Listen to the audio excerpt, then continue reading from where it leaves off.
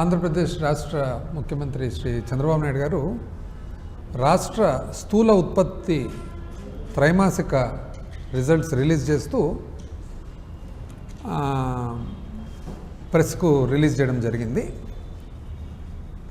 అయితే ఇందులో తమాషా ఏమంటే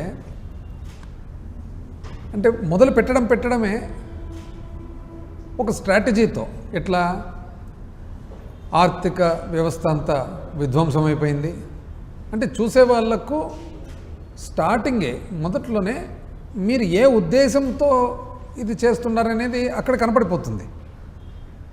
మీరు రిజల్ట్స్ ఇస్తున్నారా లేదా స్ట్రాటజిక్గా వ్యూహాత్మకంగా ఎవరినన్నా తప్పుపట్టేదానికి ఈ డేటా అంతా ఇస్తున్నారనేది ఎవరికన్నా కానీ ఒక సామాన్య మానవుడు చూస్తూనే, ఎందుకంటే ఇది విధ్వంసం అని చెప్పి 10 సార్లు అయితే 1.5 సంవత్సరం మీరు అధికారంలో ఉన్నారు. మీ పరిపాలన ఎట్లుందో చూద్దాం. ఇప్పుడు ఇదంతా మీ పరిపాలన కదా. సో ఏది ఏమైనా కూడా ఇంకోటి కూడా గమనించవచ్చు, చంద్రబాబు నాయుడు గారికి చాలా థియరీ ఉంటుంది, కానీ అన్ఫార్చునేట్గా అది ప్రాక్టికల్స్కు మారదన్నమాట. ఎటువంటి థియరీ?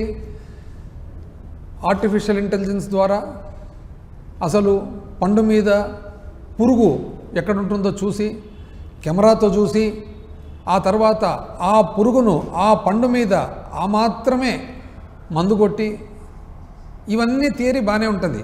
ప్రాక్టికల్గా అసలు పండించిన పంట పరిస్థితి ఏమంటే అది ఉండదు, ఇది ఉంటుంది అన్నమాట. ఏది ఏమైనా రిజల్ట్స్ ఆయన చెప్పినారు కాబట్టి దాన్ని ఒక్కసారి మేము కూడా స్టడీ చేయడం జరిగింది. స్టడీ చేస్తే దాంట్లో నంబర్ 1 ఆయన ఏమంటున్నారు, స్థూల ఉత్పత్తి తన పీరియడ్లో 2014-15 బ్రహ్మాండమైన పరిపాలన జరిగింది కాబట్టి 13.5% యావరేజ్గా పెరిగింది.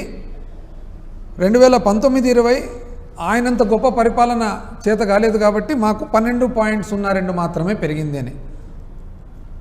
దానివలన ఏమంటారంటే 7 లక్షల కోట్ల ధనం అనేది తక్కువైందని. ఏమన్నానండి సార్, మీరు ఇంత అనుభవం పెట్టుకొని మీరు ఈ స్థూల ఉత్పత్తి గురించి చాలామందికి 199 మందికి తెలియదు కాబట్టి మీరు ఏదో చెప్పేస్తే అయిపోతుంది అని అంటారు.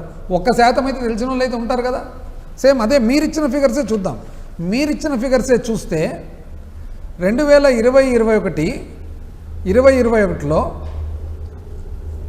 -1.2 కేంద్ర ప్రభుత్వం స్థూల ఉత్పత్తిలో ఉంది, మైనస్లో, నెగిటివ్ గ్రోత్. ఎందుకు? కోవిడ్ కాబట్టి.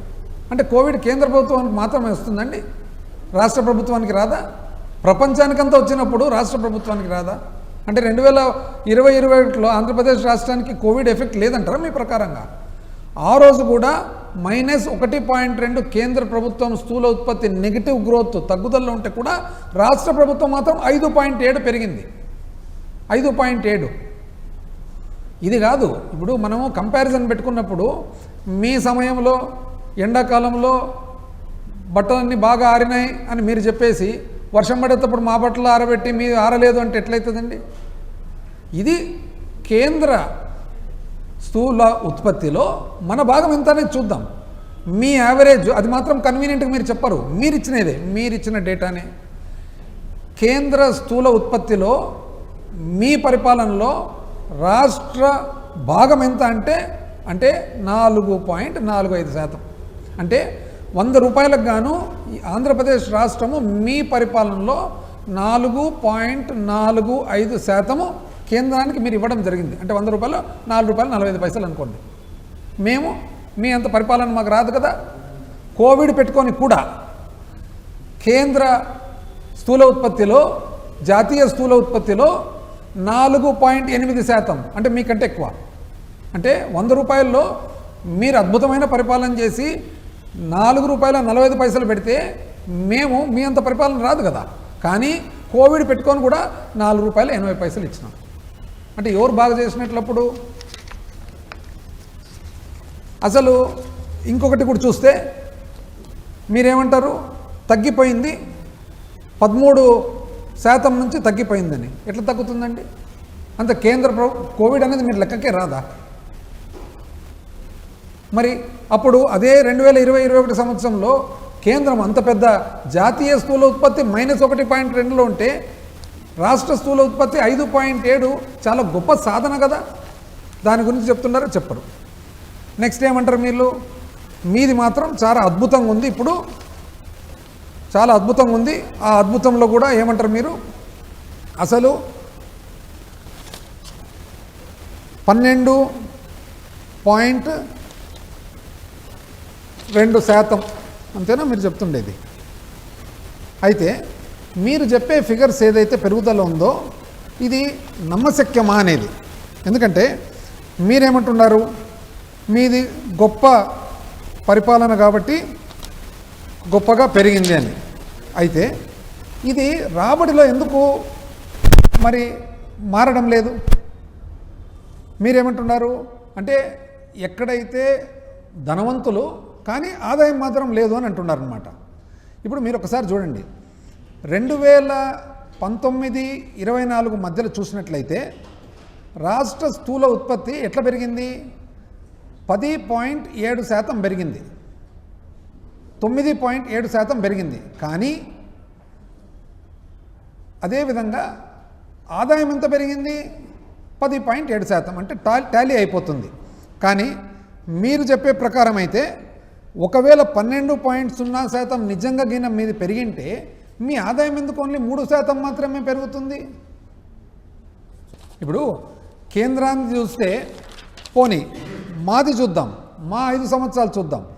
ఏది 2018-19 నుంచి 23-24 వరకు చూసినట్లయితే అప్పుడు స్థూల ఉత్పత్తితో పాటు ఒకవేళ ఆదాయము గమనించినట్లయితే పెరుగుదల మరి అప్పుడు 10.2% మాది స్థూల ఉత్పత్తి పెరిగింది, ఆదాయం కూడా మాది 9.8% పెరిగింది. అదే సమయంలో జాతీయ స్థూల ఉత్పత్తి చూస్తే 10.7% వాళ్ళది పెరిగింది, 9.7% ఆదాయం పెరిగింది. కానీ మీది మాత్రము 12% స్థూల ఉత్పత్తి పెరుగుతుందంట, కానీ 3% మాత్రము ఆదాయం పెరుగుతుందంట. ఎట్లా అండి ఇది టాలీ ఏది? అంటే మీరు చెప్పేదేమి, ధనమేమో వస్తుంది, మీరు ధనికులైనారు, కానీ ఆదాయం మాత్రం లేదు. అదేవిధంగా చూసినట్లయితే పోనీ మీరు ఫస్ట్ 6 నెలలు అన్నారు కదా 2025-26, అది కూడా చూద్దాం పోలిక. 2023-24 నుంచి పోల్చితే 2025-26 పోలిస్తే ఫస్ట్ 6 నెలలు పోల్చినట్లయితే ఎంతండి మీరు చెప్పేది? 10.9 మీది పెరుగుదల అని అంటున్నారు. అదేవిధంగా 2024-25 చూస్తే 9.9 అని మీరు అంటున్నారు. కానీ మీ ఆదాయం ఎంతండి పెరిగినది? -2.8 సేల్స్ ట్యాక్స్లో, ఓన్లీ 4.3 మాత్రము జిఎస్టీలో.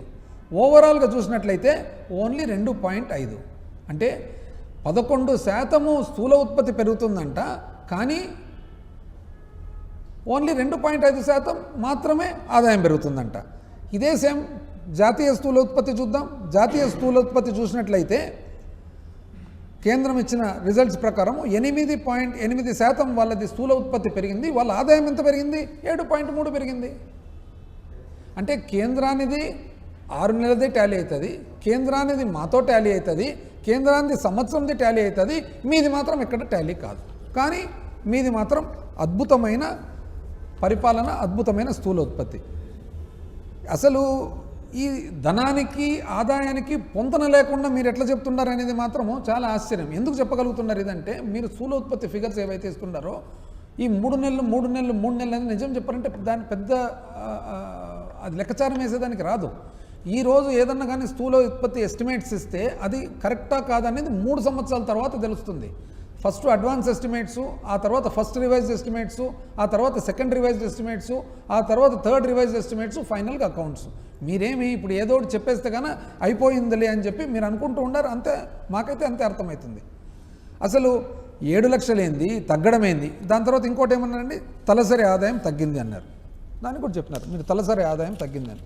మళ్ళీ తలసరి ఆదాయం తగ్గినట్లయితే దానికి ఏమంటున్నారు మీరు? తలసరి ఆదాయానికి మీ ప్రకారంగా 13.2% తలసరి ఆదాయం మీ 2014-19లో పెరిగింది, మాది మాత్రం 19-24లో 9.1 పెరిగింది, కాబట్టి ఇంత ఆదాయం ఇంకా మిస్ అయింది. ఇదేనండి మీరు చెప్పేది కరెక్ట్. అది కూడా చూద్దాం. ఎప్పుడు కూడా సింగిల్గా చూడొద్దండి. అదే సమయంలో తలసరి ఆదాయం మీరు చెప్పేటప్పుడు కన్వీనియంట్గా ఇది ఎందుకు మర్చిపోతున్నారు? జాతీయ స్థాయిలో కేంద్రము -3.9 అంటే 3.9 తలసరి ఆదాయం తగ్గితే మాది 4.8 పెరిగింది. అదెందుకు చెప్పడం లేదు మీరు?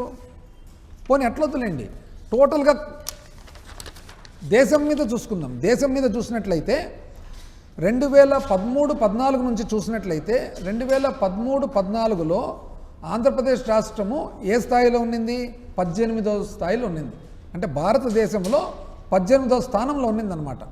ఎక్కడ? ఢిల్లీ, గోవా, చండీగఢ్, సిక్కిం, పూజ అన్నీ చెప్పుకుంటూ ఫైనల్గా మహారాష్ట్ర, కేరళ, కర్ణాటక, తమిళనాడు, హిమాచల్ అన్ని పోను ఆంధ్రప్రదేశ్ 18వ స్థానంలో ఉన్నింది.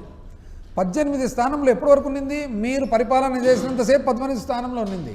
కానీ 2024 మేము దిగిపోయేటప్పటికి 15వ స్థానానికి వచ్చింది. అంటే అప్పుడు బాగున్నట్లా బాగలేదా?